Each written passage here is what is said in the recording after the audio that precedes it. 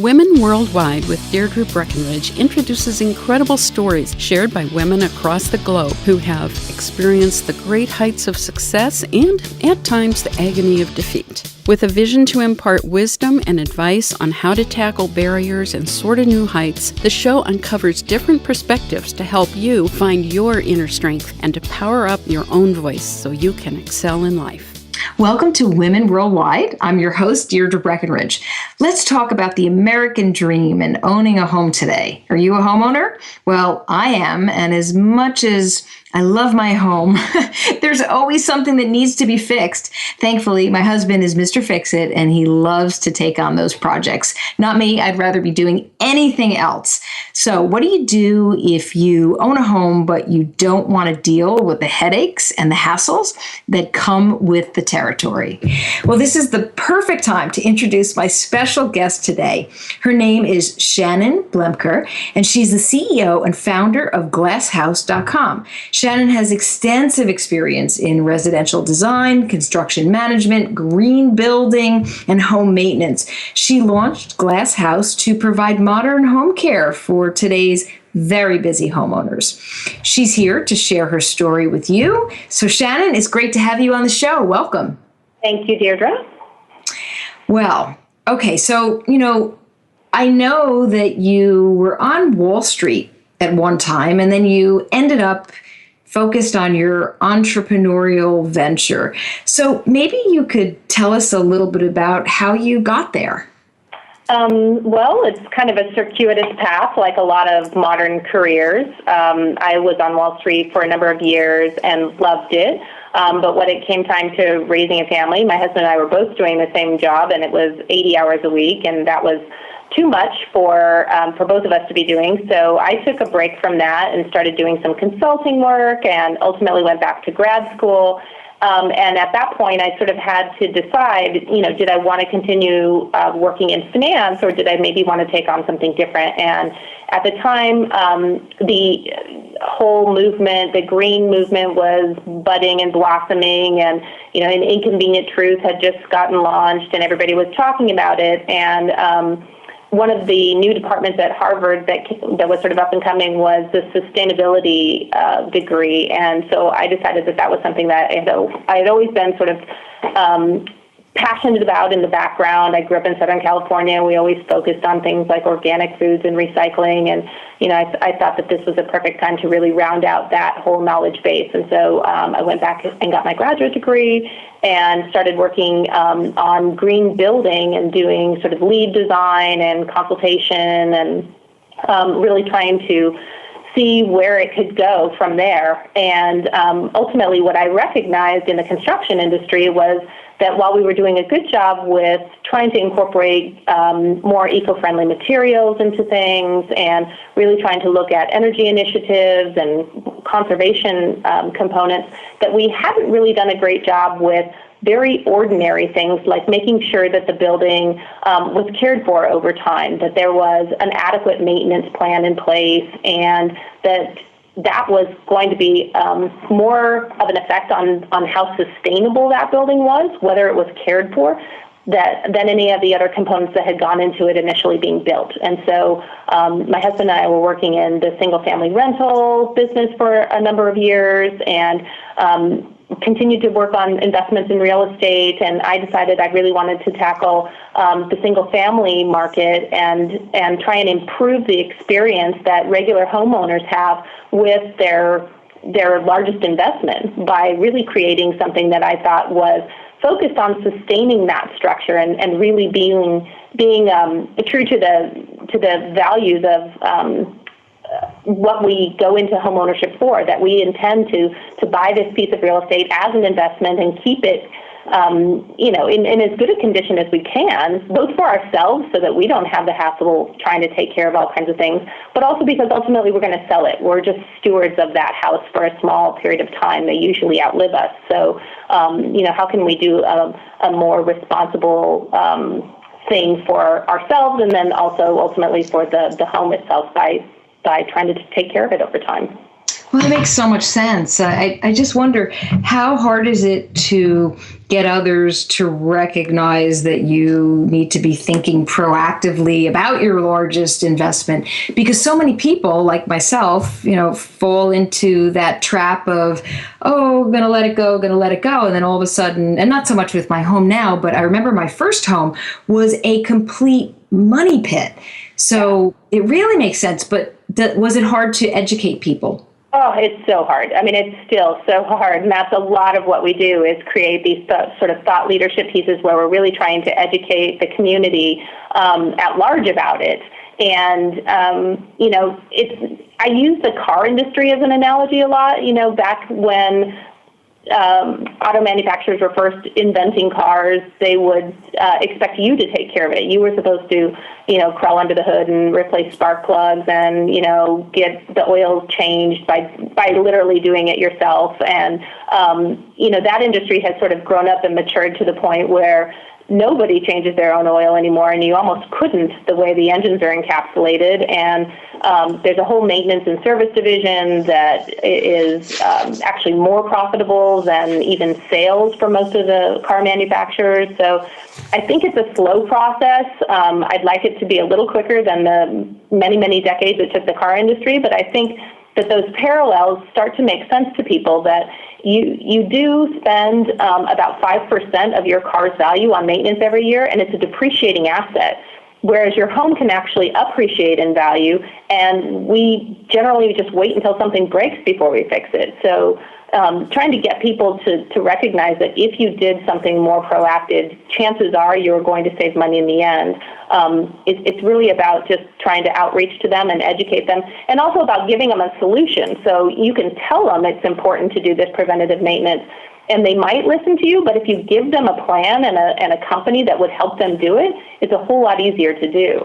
Well, that's really interesting. What does a plan, I mean, I know that every home would be different, but what would a plan look like? Is the plan focused on making sure that your windows and your roof are in good shape? Can kind of share what that would look like? I mean, it's a combination of things. And so, yes, every home is different, but, every home has a heating system, and every home tends to have a refrigerator and laundry facilities. And so, making sure that those appliances work properly, and that they have, their filters changed, and that the, water fixtures, water is the primary cause of damage in homes. So any of the sources of water, checking for things like leaks, working on the water heater and making sure that you're, changing out the sedimentation water at the bottom of it. I mean, they're simple things. If you picked up any home maintenance manual, it would tell you to check for these things. It would tell you to look for signs of termites. It would tell you to look for, peeling on the paint on the siding of your house so it doesn't produce dry rot later. Most of us just don't have time, or, we're wandering around our house, but we don't recognize whether or not that's a problem. And, ultimately, you just really need somebody who knows more than you do to take a look at it from time to time. And we just don't do it. We have a home inspection when we buy the house, and then again when we sell it. And, chances are something happened to that home over that time that maybe could have been prevented if somebody had seen it earlier. So the goal is really to have sort of a professional eyes-on. I call them an asset manager for your house, your largest asset, because they really are an expert that's helping you take care of it. And that's kind of where I see that going. So there is a list of things that are just sort of normal, responsible, check on it kinds of things, again, focused on water. And then, yes, every home is custom. So if you happen to have solar panels, or my house happens to have gray water, or, you have, an outdoor kitchen or something like that, there's always, deviations from that. And there's always things that just come up, normal wear and tear. So, having a person that's sort of your go-to for everything and that keeps a digital record of all the work that was done is really sort of a helpful benefit. And is that person doing the work? So rather than hiring the handyman and then time slips by and then you have to go search for another handyman, it's more like you have a partner? That's kind of what it sounds like. It is that it is a person that does the work. So it's sort of cutting out that whole chasing your tail to try and find a different person to do every little task. That's part of why I call them an asset manager, because they're really your go-to resource for things. And anything they can't do that's just too big for them, they can help you find the expert that you need to do it, and they can be an advocate for you so that you don't feel like you might get railroaded by somebody telling you need something that you don't really need. Interesting. Well, so you had this big career change.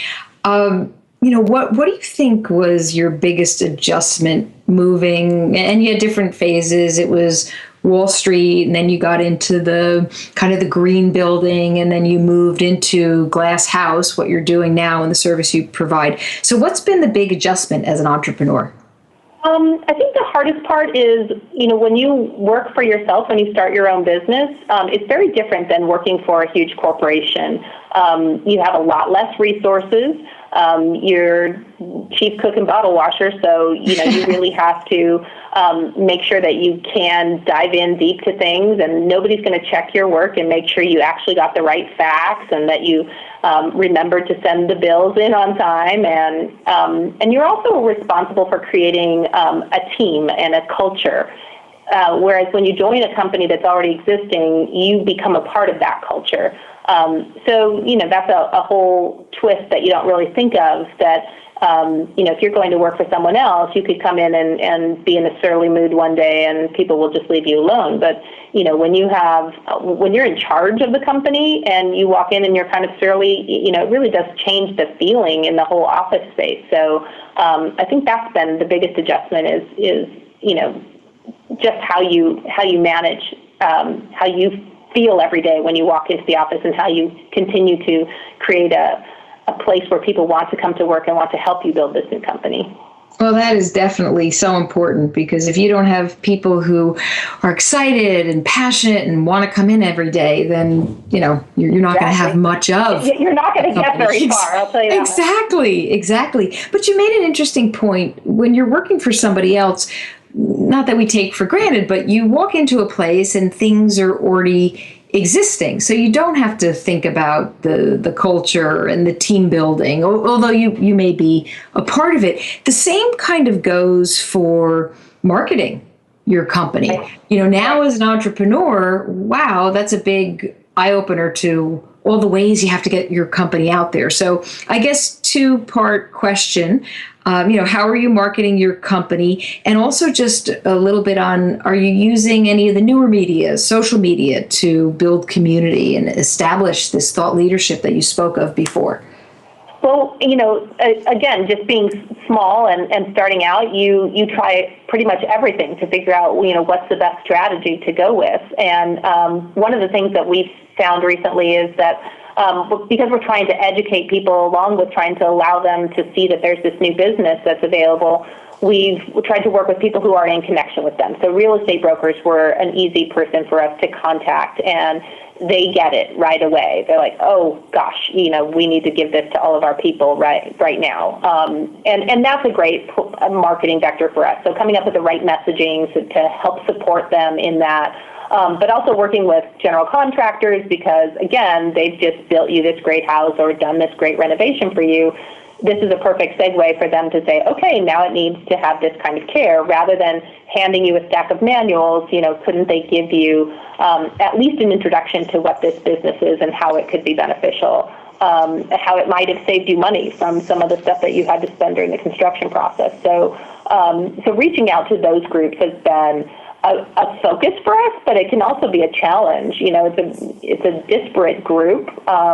Real estate brokers, even the ones that work for big national companies, they are independent contractors. So They're not going to share with the person next to them if they think they have this great thing. So you almost have to market to every single one of them separately. Exactly.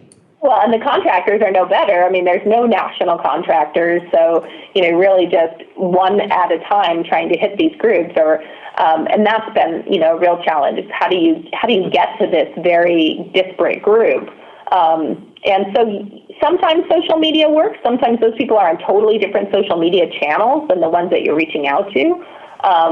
Even the handymen that we recruit and try and hire. I mean, a lot of them are not on the same kind of social media. They're not on LinkedIn. They're looking at totally different kinds of things. So I wouldn't say we even had it figured out yet. We're really just trying to work through exactly how to reach these people and what words are resonating the most with the biggest group. Dialing in that message, that's the tricky part. Yeah, definitely. And just, even how you said you're kind of figuring it out with media the way that it is today. Yeah, even if you did figure it out, you'd have to figure it out some more because everything keeps changing on us. But small businesses, as much as you want to believe in the power of the success that you have at your fingertips and that it's definitely going to work, you don't have the budget to be putting out, TV commercials and, even mailers to everybody on the planet. So you really have to be strategic about where you're going and how you're spending it so that you're not going broke while you're trying to tell people that you exist. Right. Now, can you meet any of you mentioned real estate, contractors, handyman? Can you meet these folks on LinkedIn? Are they there at least as professional service providers? Or is that not even applicable? Yeah, the handyman, not so much. The real estate brokers, you'll get some of the top producers, but they tend to also switch from place to place. So it's not been the easiest way to reach them. The same with the contractors. You won't usually get the people that you need to talk to who are connected on LinkedIn. You'll get maybe their head of the business or their accountant, so those kind of professionals. So it's really been kind of a needle in a haystack thing at the moment. But some of the conferences, they do have national conferences for a lot of those groups, and being able to speak at some of those things and have booths there, sponsor those events. I mean, I think those are some of the outreach things that are going to be really effective. And allowing the company to sort of grow in a grassroots way so that, when you reach somebody in an area that's outside of where you're currently serving, you can enable that to sort of transpire by itself. So imagine we're in the San Francisco Bay Area right now where we just launched, and if we can meet up with a group of real estate brokers or handymen or contractors in, say, Dallas, then all of a sudden we can be in Dallas and we can offer our services there. And so just being able to reach out to people on a national level, that's been the biggest help with some of the social media and also with some of the PR that we've been able to get, just because we are doing something so different. Yeah, no, I would think PR would be a big part of what you're doing, the relationship building, as well as, through PR, your branding and you're sharing your thought leadership. When you talk about, being in different areas, so do you pick large cities where you're basically building your core base of whether it's, your handyman? How does that work? And how many cities are you looking at? Cities, it's interesting. I know when you say city, you probably mean metropolitan area, and that is kind of, more of what we think too, because even in San Francisco where we launched, we don't serve San Francisco itself. And the reason is because the more urban the area is, the more you tend to have apartments and condos, and you end up having a really high propensity of renters rather than owners. And so it really sort of shifts what you're offering. And so ours is specifically targeted at single-family homeowners, so you're really largely in the suburbs. So the suburban areas around those metro centers are really where we think that we're going to be the most active.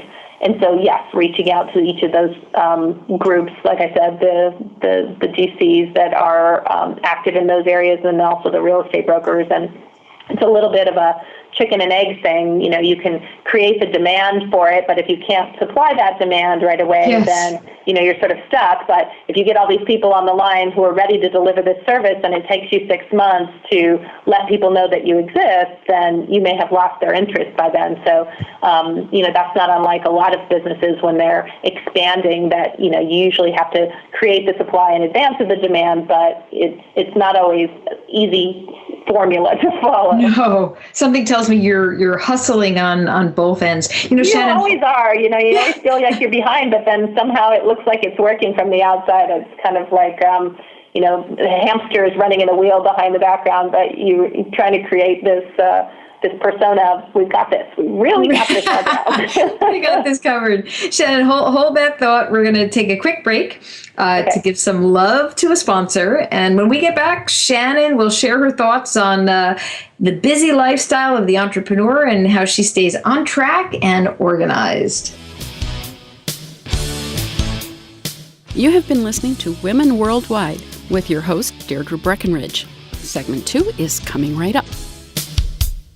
Creating brand loyalty requires a unique blend of strategic communications and innovative technology. Pure Performance Communications works with businesses to move their audiences from interest to action, giving you a roadmap that fosters deeper engagement and forges stronger relationships along the way. Visit us at pureperformancecom.com. Thank you. Now, back to Women Worldwide with your host, Deirdre Breakenridge. Welcome back to the show. Shannon Bloemker and I were just chatting about her entrepreneurial journey from Wall Street to what she's doing now, her company, Glasshouse. So Shannon, we were sort of talking about that whole, you have to create the demand, you have to be thinking about the supply, there's a lot that goes into it. That's a lot of hours. You must be so busy. Just kind of wondering the biggest difference between your 80-hour work weeks when you were on Wall Street versus the crazy hours as an entrepreneur. It's funny because, one of the reasons that I wanted to change careers from Wall Street was because I didn't want to work those 80-hour work weeks anymore. But the thing is, when you own a company, you're never not thinking about that company. So however many hours are in a week, that's how many hours I feel like I'm working, because it just weighs on you. It weighs on you at 2 a.m. that you didn't think of something, or, oh, I really need to solve this problem, or you're, reading an article on Sunday afternoon and you suddenly have this epiphany about a better way to do something, and so you're sending an email to your whole team, and you're never off the clock. So I think but it's different. This is something that you're excited to do because you can see the fruits of your labor. When you work on Wall Street, you're scrambling around for somebody else to profit from it. So it really is gratifying, but it is all consuming. And I hate saying that sometimes because it makes it sound like you're a slave to your company and you can't think of anything else. But I actually love it, and I love that my family helps me with it. They help me think of ideas. So I have 4 boys, and wow. Two of my teenagers are they're interns for me this summer, and they brought some of their friends in to be interns for me this summer. Like, they really want to help. And that's cool. And my office is not far from my younger kids' elementary school, and they'll come over in the afternoons and say, "Hi, Mom." And so for me, it doesn't feel like such a slog because I feel like I'm not trading off time that I ordinarily would love to spend with my family. I mean, it's not like we're out bike riding, but at the same time, we're all invested in this, and that feels organic and natural as part of this startup process. If Mom is all consumed with something, let's help Mom. And it probably won't always be this way. This is how it is in the beginning of a business, and then once you settle into a pattern that works, then you sort of dial back how much that you're scrambling around. Yeah, I love that your family is invested too, and that you can have your boys come and they bring their friends. That's conquering that, what I call it's really the work-life blend. You're maximizing all parts of your life, and it kind of fits together seamlessly. Well, you also said slave to your company. It's very clear, no matter what, when you have a career, you are a slave. So wouldn't you rather, I know as an entrepreneur, I'd rather be a slave to my own company. So I think you're saying that as well. Yeah, no, it's true. And you feel like you really will see the benefits of it, even if for whatever reason your company ends up going in a different direction. You personally have grown so much as a result of being invested in it and taking this to the next level that you're not going to regret it later on. Right, exactly. Okay, so we've definitely established that no matter what the brain is going, you might be jumping into something, whether it's later in your day or at night or 2 o'clock in the morning. So it sounds like super busy days, busy nights. What are you Always. doing to keep on track and organized?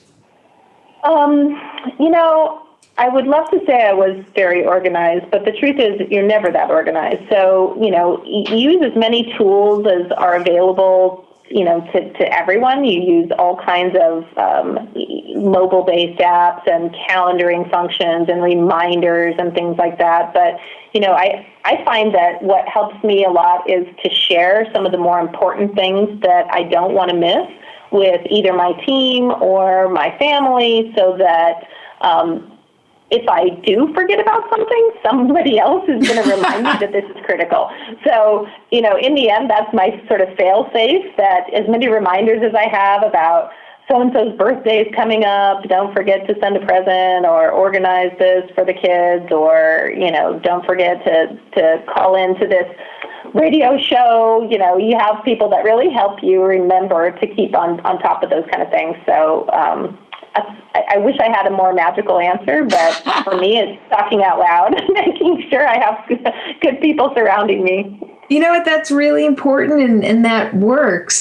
There's something to be said, letting others know what's going on so they can kind of have your back that way.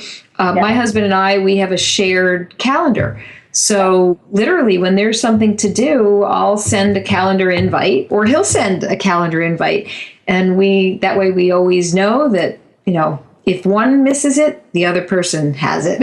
So. Yeah, no, it's true. But, sometimes I feel like my calendar gets so full with these things that don't really have a due date for them. Like, right. Hey, don't forget to, enroll the kids in violin lessons, or I don't know, something like that you want to do and you want to remember it, but you don't know where to put it in your calendar. It's just something you should get around to doing. And those things just, I tend to be an addict to sticky notes, even though oh my gosh, so much smart support in the world that I still feel like that paper stuff to my computer is going to be more effective. That's funny. Well, you know what? I'm big on the sticky notes, and there are 3 sitting right next to me. But what I've also done, and these are just the 3 that, Deirdre, you better do this today or else. But I've also gotten into the habit of using note-taking software. So Evernote is really good for my lists of what I need to do. And if you just learn to incorporate that into your day, at the beginning of the day, making sure to check, or the night before, that's where those reminders of, oh my gosh, this is due, that maybe have looser deadlines. And another one that's good is Wunderlist. So, it's so funny. I just downloaded both of those apps yesterday. Fantastic. And I literally have not figured it out, but there was some article that I just read that said, top 10 apps for keeping your life in order. And I said, I need this. Oh my gosh. Yeah, and no, that were like probably 2 and 3. So I said, okay, I got to try these out. But I have not incorporated them. It's still like a routine kind of thing that you have to get used to. So yeah, we'll see. Mindset. We'll check in again in a month and see if I've done any better. I bet you will. And we will definitely have this conversation again. Okay, so what about big challenges as a business owner? What's the biggest challenge, and how are you tackling it? I think the biggest challenge changes every day. I mean, I think that's one of the biggest challenges is, today you might have a recruiting issue where, you're just not finding enough people to do whatever it is that you need to have done, or they're not the right quality people. And so you're really sort of, problem solving that. And then when you feel like you have made some progress in it, you realize that you've sort of neglected your software and that there's a bug that you really have to deal with. And now there's that. So I think the challenge is learning how to prioritize things, but everything feels like an emergency. So trying to find some way to delegate and prioritize can be really maddening when you're sort of in the weeds. And, like we've been talking about all along, these big companies tend to have a lot of people in different areas, almost a redundancy and an overlap, so that you can give things over to somebody and so stuff doesn't slip through the cracks. Well, in a small company, you may have 2 people running the entire marketing department. Believe me, something is going to fall through the cracks. So, trying to stay on top of all of those things and minimize the stress and frustration, I think that's the biggest thing is, how do you prioritize? What do we really need to get done today? Do we need to raise money today? Do we need to pay people today? What do we need to do today? So as on top of that. Oh, no, I mean, I think that knowing the priorities are key, but something that you said about delegation, I find that many entrepreneurs that I talk to, and maybe it's just in the beginning as new business owners, they have a really hard time delegating. Do you fall into this category, or because you came out of, Wall Street and more corporate, an organization, a structure that is easy to delegate? I don't think it's ever easy to delegate something that you're so heavily invested in. So, even on Wall Street, there were people who, this trade is so critically important to me, they wouldn't give any component of it over to the rest of the team. So I think it's a question of how much you believe in your team. So, I think I did everything in the beginning because I didn't have a team. And then when you slowly meet people who are incredibly talented and they love your vision, they support you, it's easy to give that over and say, you know what, I am not going to get very far all by myself. I need to believe in these people and I need to let them do their job. I did a good job hiring them. I need to let them run with it. Which is not to say you don't oversee it, obviously, but you're still really confident delegating and saying this is not something I need to micromanage. There are better things that I could be doing right now.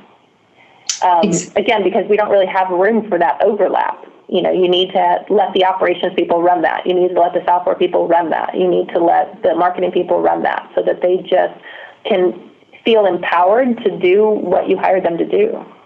Oh, exactly. And let's face it, if you're hiring people and you're standing in the way of letting them run with something that they're going to do well, that is the number one reason why your business would not grow, why you would not, move to the next level. Exactly. Well, and it always does. It comes down to finding those right people. So here you are, you're working on your culture, you found the right people, you're moving forward. What project or projects that you're working on, what are you most proud of? Well, I guess I was most proud of, the first customer that I got who wasn't a friend of mine. Oh, that's a great answer. Kind of fun. And they're tiny, tiny little victories in the beginning. Or you have such a small company. I mean, it's the modern day equivalent of the dollar that you frame, that you hang on the wall for your first resale purchase. But, I'm really proud of that. And that's just, an awesome victory. And then, you feel like there's this validation that, hey, I built this thing and somebody likes it. Right. It's a huge, it's more of a vanity thing, but it really feels good. And, other than that, I would say, wow, I think in retrospect, what I will be most proud of is a lot of this educational outreach that we're knee-deep in the midst of doing right now. So really creating these thoughtful articles on why it's important to take care of your house, why the model that we've all had for, decades and decades of just waiting until something breaks for it to get fixed is dated, and we need to throw it out, and we need to work toward a better future and a better outcome. I think that's something that I will be very proud of, and it will be a validation of the idea if all of a sudden there's a bunch of competition for me out there, that it will imply that I'm right, that this is something that we needed to do. This is an evolution that needs to happen in homeownership. So I know that sounds kind of bizarre, but I almost kind of welcome the competition because it is that shining example of what what you're trying to work toward is worth working toward, because other people see it now too. Oh, exactly. And it says your market is growing, and you're going to grow with it. So I think that's make a really good point. That you're seeing something that wasn't previously there, that, oh, this is a thing. This is what we should be doing. Of course it is. Absolutely. On the note, you made me laugh about how the first customer that wasn't your friend. I think that's great. I'm telling you. Yeah. How did that person actually find you? Was that just, was it through a friend, or was it some marketing that you had done, a thought leadership? I actually think it was through some marketing that we did. We had reached out to some brokers and telling them about the idea, and unbeknownst to us, one of these brokers has this weekly newsletter, and she was writing about what genius this was, that she had just heard about this company, and she, wanted to tell everybody about it, and she wrote it up, and we had a whole bunch of people sign up as a result of that. So they were trusting this trusted resource that they had in this newsletter, this real estate person, and she, just really sort of got the idea. So, she's a customer too, and a friend, but, the fact that she went out and said this to, a couple hundred people who follow her newsletter was pretty cool. Oh, that's a great endorsement. And let's face it, when anybody says it's free, it actually didn't cost anything. Hard to replicate as a marketing strategy, but it was very cool. Exactly. Well, that's PR right there in the making. Right. And anytime somebody wants to use the word genius and tie that to what you're doing, I know. Did not ask for better. Back to the proud moments, right? Exactly. Okay, so what advice would you tell a younger professional, or maybe any professional who's looking to make some kind of a big change, kind of like what you did? I would say that you have to be ready for failure.